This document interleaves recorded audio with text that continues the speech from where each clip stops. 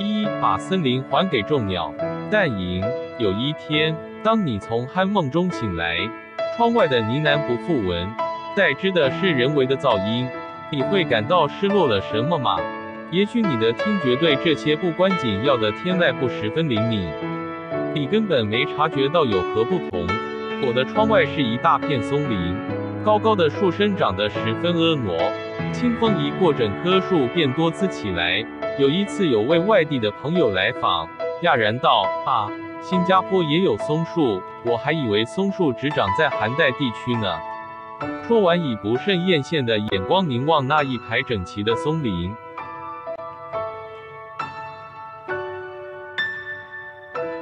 我是一个特别敏感的人，夜晚睡觉，稍微有一丁点声响，就会立刻惊醒过来。11、12月接近年底的时候，岛国经常刮着西北季候风，只要凌厉的季候风一窜入松林，便摇身变成千军万马的滚滚涛声，一浪一浪从黑黝黝的林间传递过来。我时常被松涛吵醒，朦朦胧胧中，总以为是置身在海上。有一晚在海醒游睡的惺忪中，竟发觉自己化身为一座冷冷孤傲的悬崖，天上挂着一弯楚楚眉月，而汹涌的浪涛竟往我身上奔腾，发出天崩地裂的轰隆轰隆震耳声响，并溅起银灿灿的水花。也不知是潮气越来越高，还是我自己缓缓走进水里，只觉得赤裸的双足冰冷冰冷的。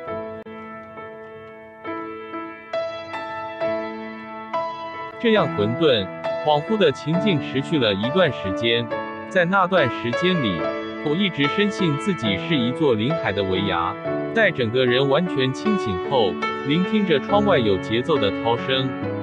我仍然为梦见自己是峻崖而低回而喟叹不已。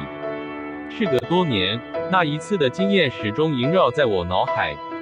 我不禁想，当年庄周梦见自己变为蝴蝶，其感觉大概与我相仿吧。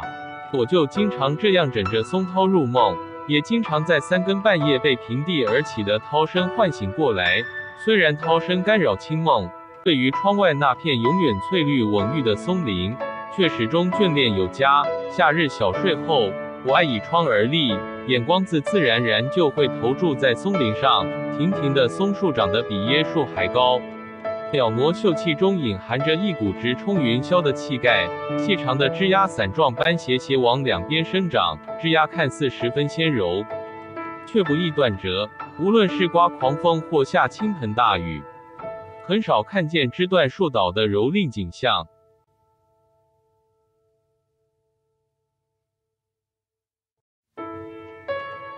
松树的叶子不是属于硕大繁茂的科类，它尖细如针，落在地上堆积多了，踩上去软软的，如同踩着富有弹性的地毯，使人忍不住兴起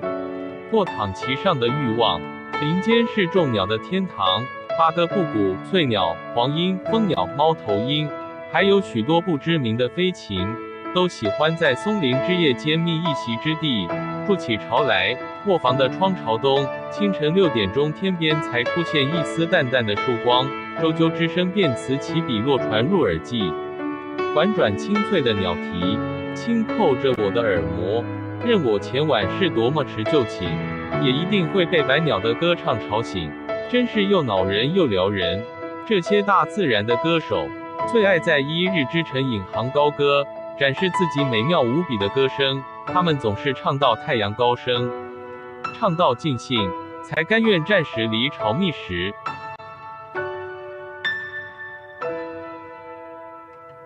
一天中另一次众鸟大合唱是在斜阳贴山的时候，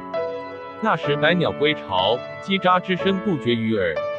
傍晚的鸟鸣不若清晨的婉转动听，也许是困倦了，嗓子嘶哑了，听起来嘈嘈切切，是走了调离了谱的杂音，又好像是大家争先恐后抢着诉说在外一天所经历的风险，根本无法分辨哪是黄莺，哪是翠鸟的啼叫。岛上无四季之分，由于诸多悦耳的呢喃啾啾，我仿佛是处身在一个四季如春的国度里。蓦地有一天，来了一批手持电锯的工人，一个下午就把所有的松树锯倒，锯断了一声声的呢喃，也锯去了我心中的春天。我为此惆怅了良久。松树被锯倒后，整个天空显得十分亮丽，连房间也光亮了许多。可是我的心却晦暗无比，犹如穿上了一袭黏哒哒湿漉漉的衣裳，开朗不起来。